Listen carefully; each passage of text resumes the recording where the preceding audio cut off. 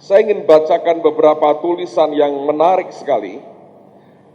Saya percaya akan memberkati saudara. Ada seorang hamba Tuhan yang membuat akan beberapa catatan dari sekian puluh tahun pengalamannya bersama dengan Tuhan. Dan saya ingin bacakan apa yang dia tulis. Dia berkata begini, ada orang yang membuat sesuatu terjadi. Ada orang yang mengamati sesuatu yang terjadi. Ada orang yang bingung dengan apa yang terjadi. Jadi saudara punya dua pilihan. Mau membuat sesuatu terjadi, atau Anda jadi pengamat, atau jadi korbannya, dan silahkan menikmati kebingungan saudara. Hal kedua yang dia ungkapkan, dia berkata bagus sekali. Stres adalah hal yang biasa dalam kehidupan. Kalau Vektor, kesalahan itu hal biasa tadi. Mungkin satu kali kalau dia sudah sangat terkenal, dia akan tulis gitu. Kesalahan hal yang biasa. Tapi orang ini berkata, stres adalah hal yang biasa dalam kehidupan. Stres itu penting untuk menyelaraskan kembali kehidupan. Sama halnya dengan tegangan itu penting untuk menyelaraskan suara senar gitar. Kalau Anda punya gitar, ya, saudara harus di stem, ya, ketika gitar saudara sudah begitu fales dan nadanya tidak sepantasnya, sepatutnya, yang Anda buat dibuat ditegangkan. Anda putar beberapa bagian di depan itu, dan ketika makin dibuat tegang, itu menyelaraskan akan suara yang ada. Jadi kalau Anda sedang stres, selamat, saudara sedang diselaraskan nada hidup saudara. Mungkin terlalu kendor, terlalu lama, kurang bagus. Jadi selamat menikmati stres, karena stres adalah hal yang biasa dalam kehidupan. Yang berikutnya, bagus sekali, dia berkata begini. Jangan berdoa meminta kesempatan, tetapi berdoalah supaya Anda siap ketika kesempatan itu datang. Amen. Allah akan buka kesempatan, problemnya kita siap tidak. Dia berkata, sampah kemarin dapat berguna sebagai pupuk untuk besok. Ambil apa yang dulunya untuk berbuat jahat, serahkan pada Tuhan, dan Dia akan mengubahnya menjadi kebaikan. Amen. Luar biasa. Masih banyak saudara, tenang aja, relax. Saya bacakan dan ujungnya nanti Anda akan senang sekali. Nah, ini bagian yang luar biasa. Saya sampaikan kepada istri saya, tapi tanggapannya kurang bagus dia sebetulnya.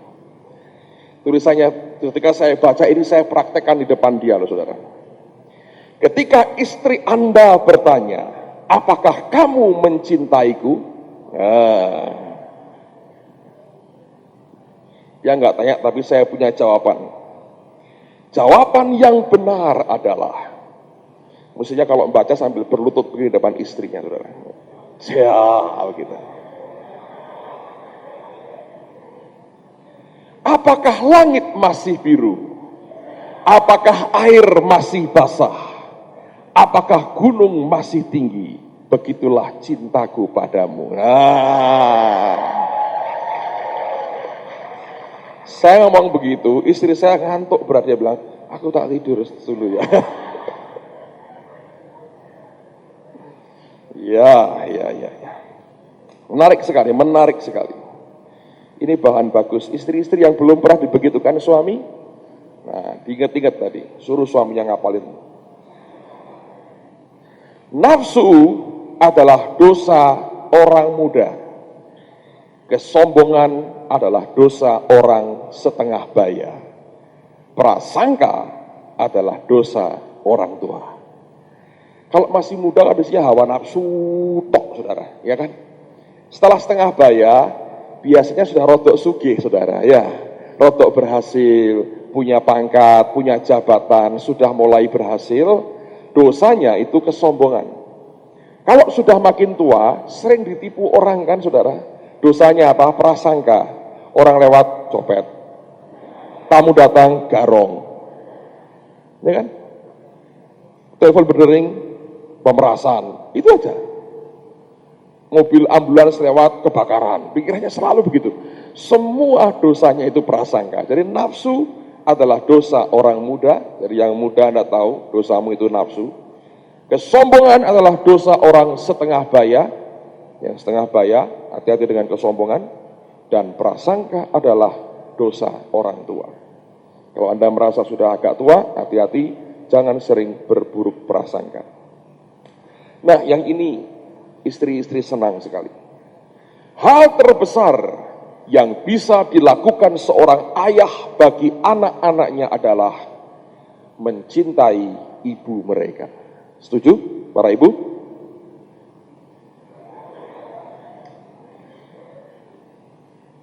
Dan yang terakhir, banyak sebenarnya saudara ya. Ini penting sekali. Menjadi laki-laki adalah masalah kelahiran. Menjadi pria sejati adalah masalah pilihan. Amen. Saya ulang lagi. Menjadi laki-laki adalah masalah kelahiran. Anda lahir laki-laki ya laki-laki. Tetapi dikatakan begini, menjadi pria sejati adalah masalah pilihan. Jadi kalau Anda tidak mau jadi pria sejati, jadi pria yang kurang sejati. Alias,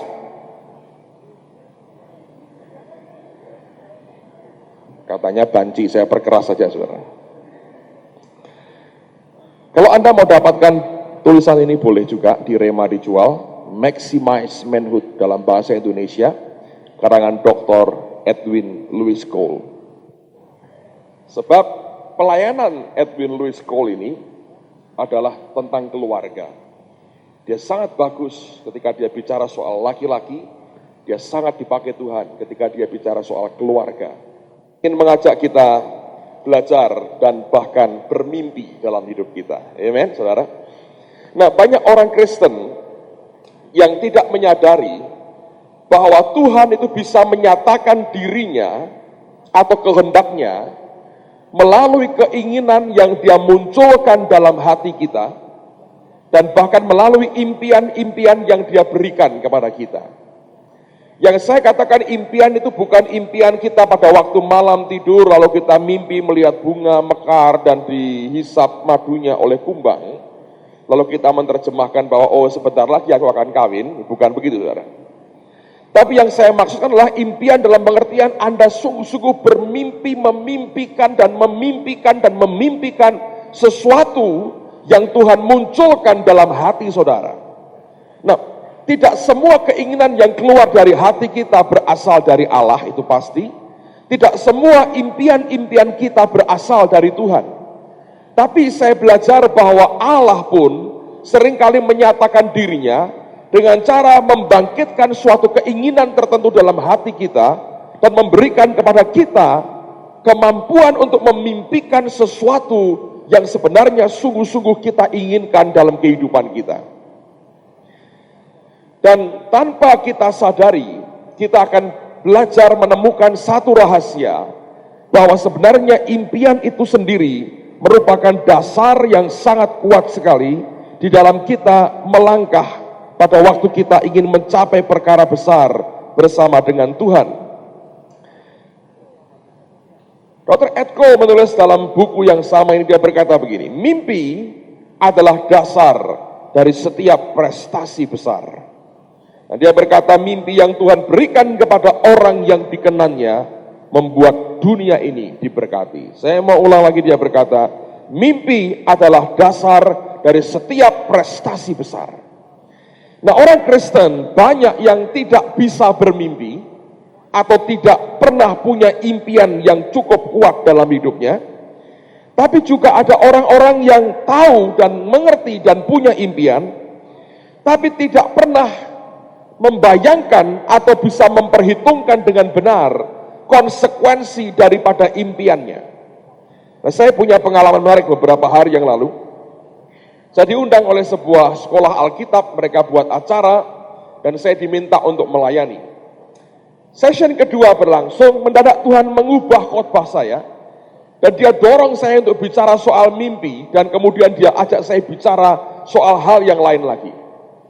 Ketika itulah saya berkata begini, siapa yang punya impian dalam hidup dan pelayananmu? Karena mereka itu beberapa lapis, beberapa tahun, ada yang baru tahun pertama, tahun kedua, ada yang sudah lulus, ada dan sebagainya. Lalu kemudian ada semua mereka berkata, ya saya punya impian. Nah mereka tidak menduga bahwa saya akan tanya apa yang dia impikan. Seorang yang masih muda di depan, saya berkata, Mas maju ke depan. Dia kaget, saya Pak, ya kamu maju ke depan. Orang yang punya mimpi, saya berkata maju ke depan. Dia maju ke depan, saya tanya begini, apa impianmu? Apa ya? Bingung saudara. Dan orang kalau bingung, nervous, itu perilakunya bisa aneh-aneh. Orang ini bingung, terus dia garuk-garuk kepalanya. Mungkin dia dengan begitu memberikan message pijatan kepada saraf-saraf otaknya sehingga mengalir dengan cepat akan apa yang dia mau jawab. Saya bilang, apa impianmu? Apa ya? Katanya. Lalu saya bantu dia, saya tanya, berapa umurmu? Sekian, 20 sekian. Oke. Kamu akan jadi penginjil atau jadi gembala yang merintis gereja? Gembala Pak, bagus. Kamu bermimpi jadi gembala, baik. Pengen punya jemaat berapa?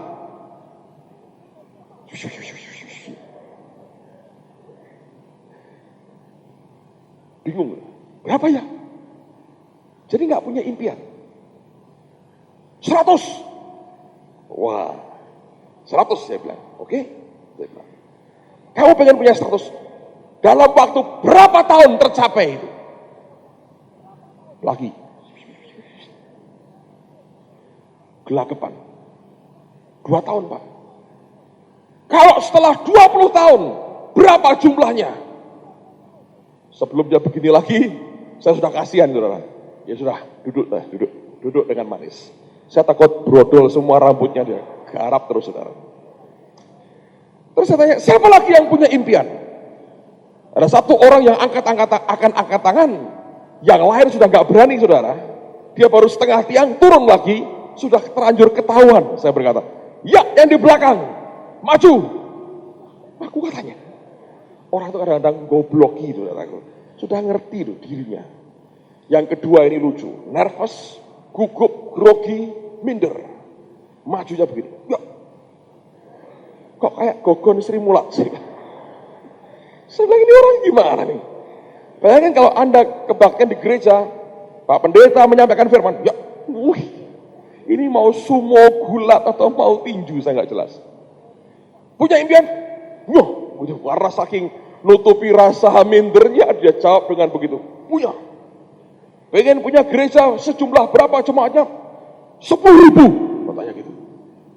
Dari 100 ini ekstrim ke ekstrim saudara.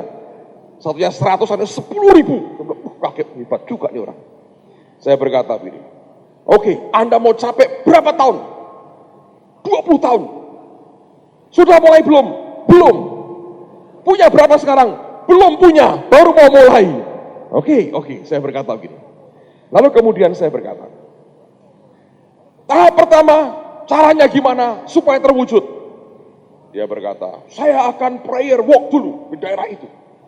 Terus saya injili, saya bawa ke Tuhan, dirikan gereja, berkembang Pak, 20 tahun, 10.000. Bagus.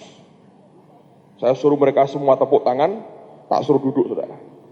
Minimal dia punya bayangan apa yang harus dia kerjakan. Nah, saya teruskan khotbah saya. Mendadak Tuhan rubah arah pembicaraan. Menjadi soal kita harus juga punya integritas dalam hal moral dan dalam hal keuangan. Dan saya tunjuk dia, saya berkata, Mas, kalau Anda bisa mempertahankan hidupmu bersih, terbukti integritas moralnya, dan dalam hal keuangan bisa dipercayai, mimpi itu akan jadi kenyataan. Mendadak itu wajah dari sudah semeringah, yakin begitu. Dan saya tahu pasti ada sesuatu dalam hidupnya. Mendadak saya sadar begini saudara. Saya belajar ada 2 tipe orang. Ada tipe orang yang tidak punya impian dalam hidupnya. Sudahlah, hidup itu gelundung aja. Mau dibawa kemana, biarkan angin berlalu. Selama langit masih biru, air masih basah, gunung masih tinggi, hidupku pasti gelundung ke arah tertentu. Udah gitu aja. Dia nggak punya apapun, dia nggak punya impian, tidak punya kerinduan apapun.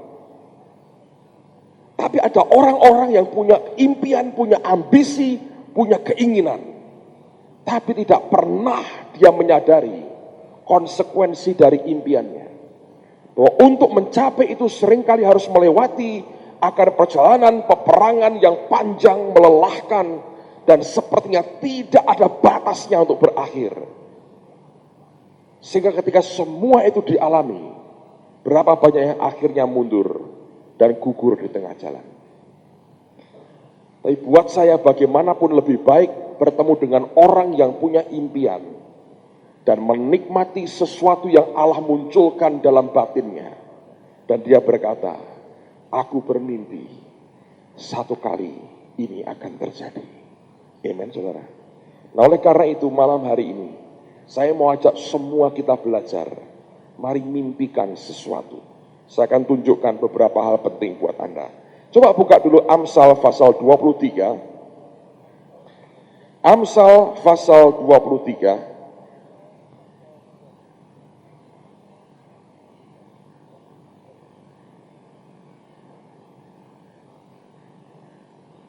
Ayat yang ke-7.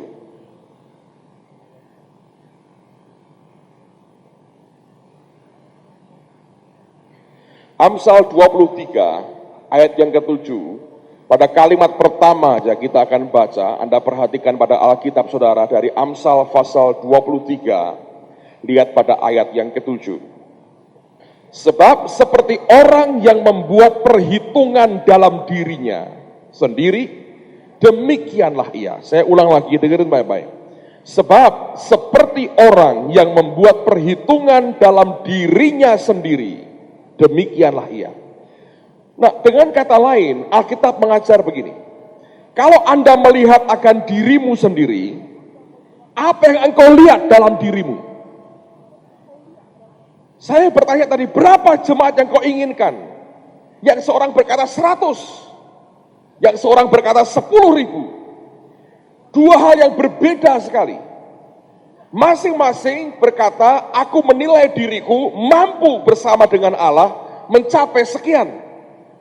Yang pertama berkata, aku hanya mampu mencapai 100. Yang kedua berkata, dengan Allah aku bisa mencapai sampai 10.000. Nah, Alkitab berkata, sebab seperti orang yang membuat perhitungan dalam dirinya sendiri, demikianlah ia.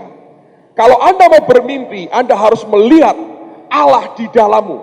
Lihat potensi Tuhan di dalam saudara, bukan lihat akan kemampuan kita.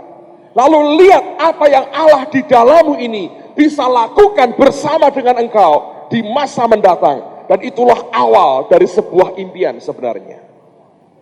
Semakin kita menyadari betapa besarnya Tuhan di dalam kita, semakin luar biasa Allah akan membawa kita ke depan. Semakin kita berkata, aku ini orang yang hopeless, tidak ada pengharapan, tidak ada apapun yang baik, aku tidak bisa berbuat apa-apa, Tuhan tidak bisa mengubah aku lagi, hidupku seperti ini. Anda akan terus tertekan seperti itu, sampai kapanpun tidak akan ada terobosan yang baik dalam kehidupan kita. Sebab Alkitab berkata dengan jelas, seperti orang yang membuat perhitungan dalam dirinya sendiri, demikianlah ia. Nah, ketika Allah ingin memberikan impian dalam diri kita, maka Allah bisa memunculkan keinginan dari dalam kita. Tidak semua keinginan kita dari Allah, tapi Allah juga seringkali menggunakan, memunculkan keinginan dan impian itu di dalam kita keluar. Coba buka Filipi pasal yang kedua. Filipi pasal yang kedua. Perhatikan pada ayat yang ke-13. Filipi pasal 2 ayat yang ke-13. Karena Allah lah yang mengerjakan di dalam kamu, baik kemauan maupun pekerjaan, menurut kerelaannya. Dalam bahasa Inggrisnya, for his good pleasure, untuk menyenangkan hatinya. Allah lah yang mengerjakan di dalam kamu, baik itu kemauan maupun pekerjaan. Jadi adanya kemauan tertentu, kehendak tertentu, will tertentu dalam diri kita, bisa terjadi Allah yang mengerjakan. Nah, bagaimana taunya, Pak? Kalau tujuannya untuk menyenangkan dia, tujuannya untuk memuliakan dia, tujuannya jelas supaya Allah disenangkan, Anda harus mengerti Tuhan yang mengerjakan di dalam kita. Dan kalau itu muncul menguasai kita, maka itu akan menjadi impian-impian dalam kehidupan kita. Jadi yang pertama harus Anda perhatikan, ada memang yang namanya kehendak yang sungguh-sungguh dimunculkan oleh Allah sendiri. Nah, saya beri contoh akan diri saya sendiri, saudara. Banyak hamba Tuhan bersaksi bagaimana Allah panggil dia jadi hamba Tuhan. Si A berkata, oh saya terima mimpi ketemu malaikat, dan dia berkata, ikut Tuhan jadi hamba Tuhan. Bagus. Ada orang dinubuati oleh seorang nabi berkata, Tuhan panggil engkau jadi pelayan Tuhan sepenuh waktu. Dia menyerah jadi hamba Tuhan. Itu bagus. Ada orang yang terima suara yang audible berkata, jadilah hambaku, dan kemudian dia jadi hamba Tuhan. Saya punya pengalaman berbeda. Saya bertobat ketika saya berumur 17 tahun, saya lahir baru pada waktu itu.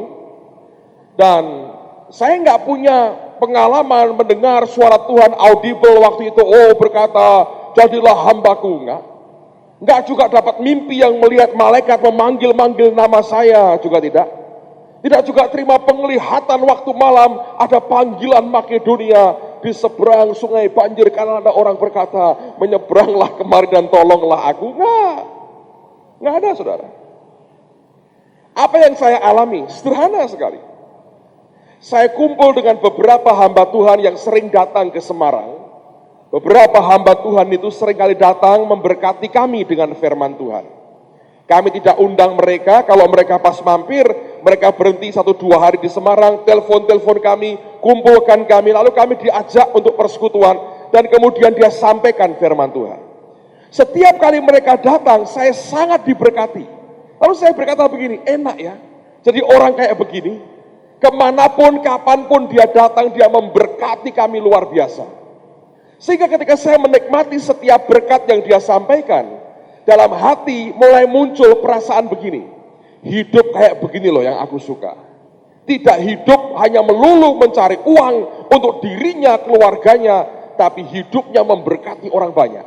Kemanapun pergi orang diberkati. Diajak ngomong orang ini, rasanya hati itu bisa mekar, berbunga-bunga, senangnya luar biasa. Rasanya diangkat ke surga tingkat 3, ketemu dengan orang-orang hebat. Jadi ketika saya ketemu dengan mereka, saya berkata, hidup seperti ini yang saya ingini. Hidup bukan hanya untuk kepentingan pribadi, tapi hidup memberkati orang lain. Tanpa saya sadar, keinginan seperti itulah yang sudah ditanamkan Tuhan di dalam diri saya. Ketika itu dimunculkan Allah, beberapa saat kemudian saya baru menyadari, oh ternyata itu panggilan Tuhan atas kehidupan saya. Anda bisa ngerti? Dan sekian tahun kemudian saya sungguh-sungguh berikan hidup saya kepada Tuhan. Sampai hari ini saya dalam panggilan Tuhan. Bukan suara audible, bukan mimpi, bukan vision, bukan nubuatan. Tapi munculnya dari keinginan di dalam hati saya. Saya berkata, hidup yang kayak begini yang saya inginkan. Ketika saya ikuti kemauan di dalam itu, beberapa waktu kemudian saya makin sadar, itu bukan dari manusia saya, itu keinginan yang dimunculkan Tuhan dari dalam saya. Anda bisa nangkap itu. Dan kalau itu terjadi, saudara, kalau Anda pegang terus, satu kali akan jadi impian. Jangan dipikir ketika saya masih sekolah, masih kuliah, tidak bermimpi satu kali saya akan khotbah, satu kali saya akan melayani. Oh ya, itu impian saya. Secara manusia, saya nggak memenuhi persyaratan. Kenapa? Saya nggak punya keberanian bicara seperti ini. Saya ini orangnya minder berat, saudara. Ketemu sama-sama lakinya aja yang tidak terlalu kenal dengan baik, kalau ngomong bisa keringat dingin keluar semua. Ketemu perempuan diajak ngomong, ini makhluk mengerikan, bisa pucat, saudara. Bukan kenapa-kenapa, minder aja. Nah, bagaimana orang kayak begini bermimpi satu kali saya bicara di depan banyak orang tanpa perasaan itu? Ternyata bisa. Kalau itu muncul dari Allah, makin hari makin menguasai kita. Jadi impian kita menguasai seluruh hidup kita. Ketika apapun saya buat, saya berkata, satu kali ini akan terjadi. Dan karena itu datangnya dari Allah, pasti akan terjadi. Nah, oleh karena itu kita harus menyadari bahwa ini merupakan salah satu cara Allah untuk menyatakan dirinya kepada kita. Nah, sekarang buka Efesus pasal yang ketiga. Saya ingin tunjukkan satu kebenaran yang indah sekali di sini. Pasal 3 ayat 20.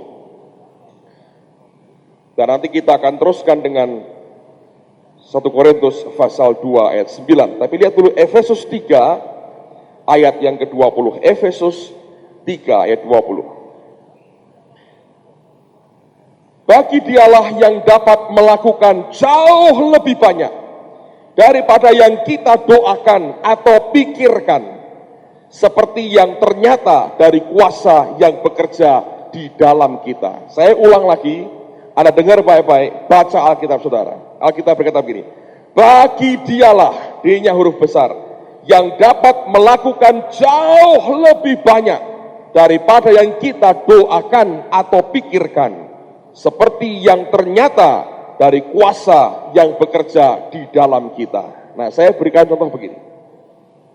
Katakanlah perkataan jauh lebih banyak, saya konkretkan menjadi 3 kali lipat. Anda mikirkan sesuatu misalnya, oh saya ingin mencapai sesuatu dalam ketinggian 3 meter. Kalau itu yang engkau pikirkan 3 meter itu, maka Alkitab berkata, dia sanggup memberikan jauh lebih banyak. 3 meter yang engkau inginkan, yang engkau pikirkan, dia kalikan 3, jadi berapa? 9 meter.